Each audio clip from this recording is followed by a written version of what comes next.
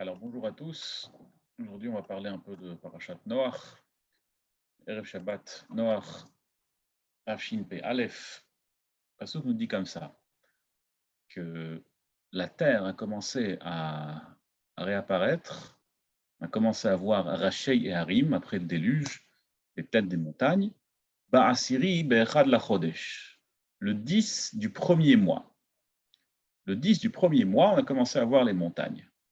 Alors, Rachei Harim, comme dit la Torah, c'était Rachei Hararat.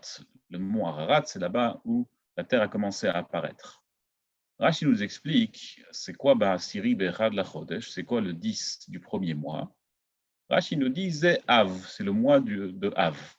Av, le mois qui est juste après Tammuz, généralement ça chevauche avec le mois d'août, en plein été.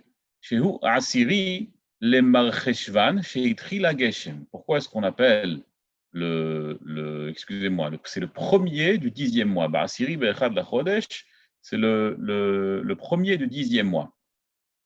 Donc, le premier du 10e mois, le haut des montagnes a commencé à apparaître. Donc, là, je vous explique c'est quoi le 10e mois. Le 10e mois, c'est Av. Pourquoi est-ce que c'est le 10e mois?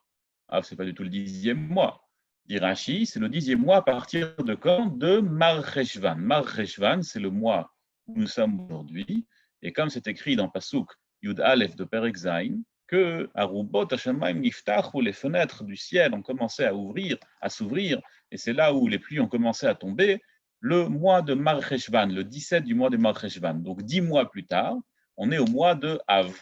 Donc nous dit Rashi, Ba'asiri Bechad la Chodesh, le premier du 10e mois, Rachei Harim, et c'était le mois de Av. Alors que le mois de Av n'est pas du tout le 10e mois d'habitude. Sur le calendrier, le mois de Av, ça va dépendre. Si on commence à partir du mois de Nissan, c'est quel mois? On a Nissan, Iyar, Sivan, Tammuz, Av qui sera donc le 5e mois. Et si on commence à partir de Tishrei, alors là, Av, c'est quoi? C'est le 11e mois. Donc en aucun cas, c'est le 10e. Mais comme ici, on a commencé à compter à partir de Mar Cheshvan, où là, le déluge a commencé, le Maboul, le déluge a commencé, on a commencé à compter à partir de Mar Cheshvan et on arrive au 10e mois qui est le mois de Av et c'est là où les pluies ont cessé. Ce qui est quand même étonnant, c'est pourquoi est-ce que la Torah l'a appelé ce mois-ci, le mois de Av, le 10e mois. Parce que d'habitude, les comptes qu'on fait à la Torah, lorsqu'on parle de date, soit on commence à partir du mois de Nissan, soit on commence à partir du mois de Tishrei. Pourquoi est-ce qu'ici on a commencé à compter à partir de l'événement qu'on est en train de vivre, le déluge, plutôt que le début de l'année? Il y a un livre qui s'appelle Bnei Yissaschar.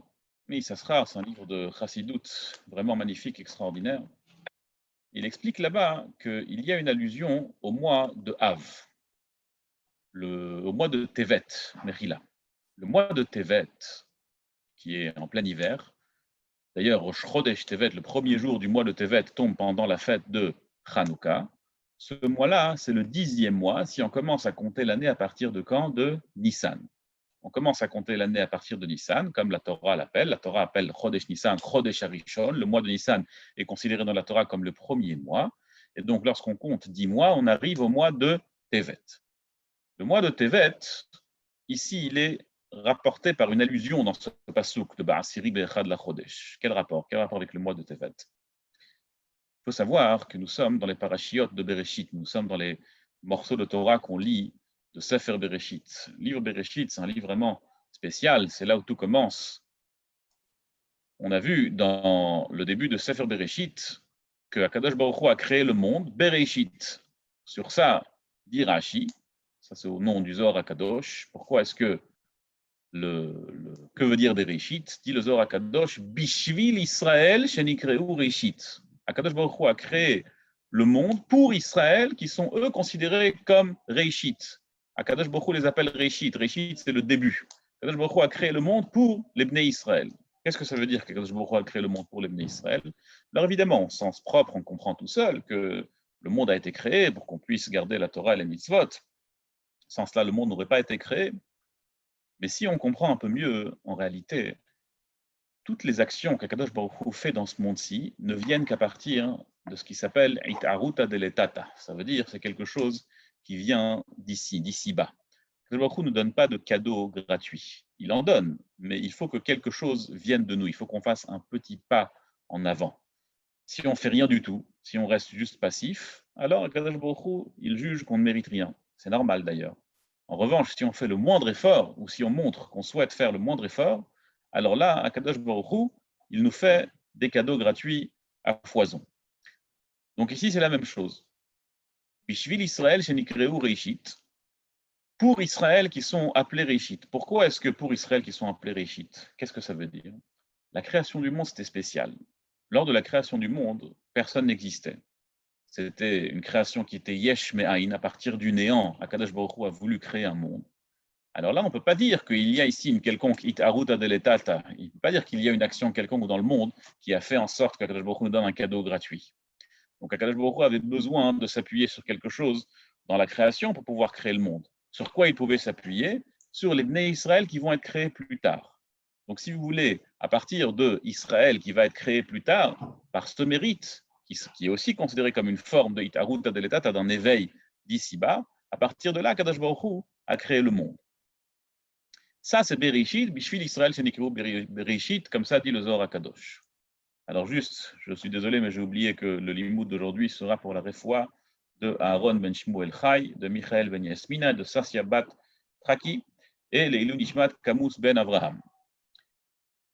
Donc, on disait que tout ce qu'Akadosh Baruch Hu fait doit se baser sur une quelconque événement, sur une quelconque action qu'on fait dans ce monde-ci. Et même la création du monde est venue à travers une action qui va venir plus tard. C'est quoi l'action qui va venir plus tard? Israël, qui va naître, qui va être créé et qui va faire des mitzvot. C'est pour ça qu'Akadosh Baruch Hu a créé le monde. Bishvil Israël Shenikru Réchit. Bon. Maintenant, lorsqu'on arrive au déluge, après le déluge, c'était plus ou moins la même situation qu'au moment de la création du monde, parce qu'il y avait le néant, tout a été détruit, il n'y avait plus rien. Et donc là, pour pouvoir reconstituer le monde, Akadosh Baruch Hu aussi avait besoin d'une quelconque action qui soit faite dans ce monde-ci. Quelle action il y avait? Il n'y avait rien. Après le Maboul, après le déluge, le monde était détruit jusqu'à 3 tfachim chez l'Omek Amachreisha, jusqu'à 3 tfachim, un tefar c'est environ plus ou moins 10 cm, Omek Amachreisha de la profondeur d'une moissonneuse batteuse. D'accord? Donc c'était profond dans la terre a été complètement rasée jusqu'à 30 cm de profondeur à peu près. Et tout était recouvert de pluie. Et là, Akadosh Baruch Hu devait refaire réapparaître l'eau, parce que tout était recouvert d'eau, tout le monde était recouvert d'eau. Pour que l'apparence du monde revienne, pour qu'Akadosh Baruch Hu puisse ramener l'apparence du monde, Akadosh Baruch Hu avait besoin de mitzvot bien spécifiques. De quel mitzvot Akadosh Baruch Hu avait besoin? Akadosh Baruch Hu avait besoin de mitzvot qui étaient en rapport avec la vision. Comme ça dit le Bnei Issachar en tout cas. Et quels mitzvot sont en rapport avec la vision lors du mois de Tevet? Il y a 2 mitzvot qui sont en rapport avec la vision. Le première mitzvah, c'est une mitzvah qui vient tous les mois, c'est Kiddush HaChodesh. Kiddush HaChodesh, à l'époque où il n'y avait pas encore les calendriers, où on ne se basait pas en tout cas sur les calendriers pour pouvoir évaluer les dates de l'année, on se basait sur les témoignages que les gens pouvaient rapporter au tribunal rabbinique de la lune qu'ils ont vue naître. Le tribunal rabbinique, il disait voilà, on a vu la lune, et à présent, on peut être Mekadesh le Chodesh, on peut dire qu'il y a un nouveau mois qui est arrivé. Donc ça, c'est une mitzvah qui vient à travers la vision, parce qu'on voit la lune, les témoins voient la lune, et ils rapportent ça au tribunal rabbinique. Mais il y a une deuxième mitzvah qui est au mois de Tevet, et qu'on connaît tous, mitzvah Ner Chanukah, les bougies de Chanukah qu'on allume. Quelle mitzvah de Riya ils ont, quelle mitzvah de regard? Bon, c'est bien les bougies de Chanukah. Comme on lit dans la Nerotala, où El alir otan bilvad, l'essentiel de la mitzvah, c'est de les voir. Il faut allumer, certes, parce que si on n'allume pas, alors il n'y a pas de mitzvah. Mais la mitzvah s'exprime de manière à ce qu'on voit les bougies. Donc ces 2 mitzvot de Riya sont en rapport direct avec Rosh Chodesh Tevet, avec le premier du mois de Tevet. C'est les 2 mitzvot de regard, de vision qu'on a. La mitzvah de Kiddush HaChodesh, que les témoins témoignent sur le Chodesh en voyant la lune. Et la deuxième, c'est les bougies de Hanouka qu'on allume tous et qu'on voit, et que la mitzvah est justement de voir et de publier le Nes Hanouka. Bon. Si on revient au principe qu'on a vu tout à l'heure, qu'Akadosh Baruch Hu ne donne des cadeaux gratuits que si on fait un pas quelconque envers lui. Donc là aussi, lorsqu'il n'y avait rien, lorsque c'était le néant, Akadosh Baruch Hu avait besoin, Hachem avait besoin d'une certaine mitzvah à laquelle s'attacher pour pouvoir refaire apparaître le monde. Donc, il a pris 2 mitzvot qui étaient en rapport avec Chodesh Tevet, avec le premier jour du mois de Tevet, le premier jour du 10e mois. Et par le mérite de ces 2 mitzvot de Reïa qu'il y a le premier jour de Chodesh Tevet, celle de Reïat à Chodesh et celle de Reïat Ner Chanukah, celle de la vision du mois et celle de la vision de Ner Chanukah, pour reconstituer le monde et pour le refaire apparaître de dessous les eaux. C'est pour ça que le Passouk a choisi Davka, c'est une explication en tout cas, pourquoi est-ce que le Passouk a choisi précisément Chodesh HaAsiri, le 10e mois à partir du mois de Treshvan, et non pas le 5e mois ou le 11e mois à partir du mois de Tishrei. Pourquoi est-ce qu'on n'a pas fait ça? Le 3e mois, pardon, à partir du mois de Tishrei. Pourquoi est-ce qu'on a le 11e mois à partir du mois de Tishrei? Pourquoi on n'a pas fait ça? On n'a pas fait ça tout simplement parce qu'on n'a pas voulu, on a voulu faire un remez, on a voulu faire une allusion ici au mois de Mar Cheshvan, au mois de Tevet, que là-bas, dans Rosh Chodesh Tevet, il y avait 2 mitzvot, celle de Riyat Chodesh et celle de Riyat Ner Chanukah. À partir de là, le Bnei Sasra veut expliquer un passage qu'on lit dans Tehillim, que les Sfaradim lisent tous les soirs, après la tfila de Arvit. On lit le Tehillim suivant. Shir la ma'alot, esaina el ha'arim me'ain yavo Ezri, Ezri me'im Hashem oseh shamayim va'aretz. Shir la ma'alot, c'est un mizmor que David Amelech chante. Esaina el ha'arim, je leverai mes yeux vers les montagnes, me'ain yavo Ezri, d'où viendra mon aide? Ezri me'im Hashem oseh shamayim va'aretz. Je recevrai mon aide d'Hachem qui crée shamayim va'aretz, qui crée le ciel et la terre. Qu'est-ce que ça veut dire qui crée le ciel et la terre? Qu'est-ce que ça veut dire ici que David Amelech demande de l'aide? D'où viendra de l'aide? Mon aide viendra d'Hachem qui crée le ciel et la terre. Quel rapport avec tout ça? Dit le Bnei Sasra, selon ce qu'on vient de voir, c'est vraiment extraordinaire.